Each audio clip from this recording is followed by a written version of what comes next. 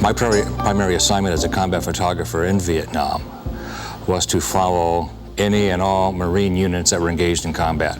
My job was to document the war. You'd be out there for 30 days and absolutely nothing go on. And then all of a sudden, all hell break loose. It was my job when that hell broke loose to get it on film.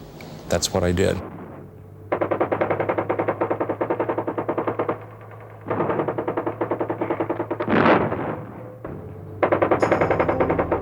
One of my favorite photographs from the Vietnam era was taken during the siege of 881 South, and it shows a Navy corpsman transfusing a wounded Marine.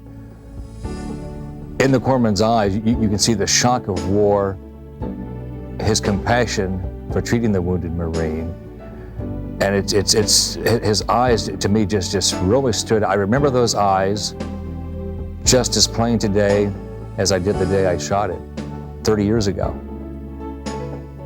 When Veterans Day came around for us, it was a time that we set aside to go to the cemetery to decorate graves of people that was in my family or people my family knew who died in World War II. I'll never forget the Marines I knew who were killed in action, ever.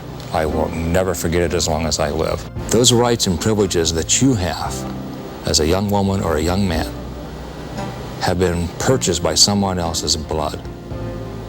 And that's one reason you should never forget Veterans Day or forget a veteran. I don't need to go to the wall in Washington because I've got a wall that's built in my mind forever. I don't need to see a name on a black panel. I know when they were killed and where they were killed and how they were killed. My definition of Veterans Day would be a time set aside to remember those who gave me a gift paid for with their blood. That gift is freedom, and it was bought with someone else's blood. That's what Veterans Day is all about.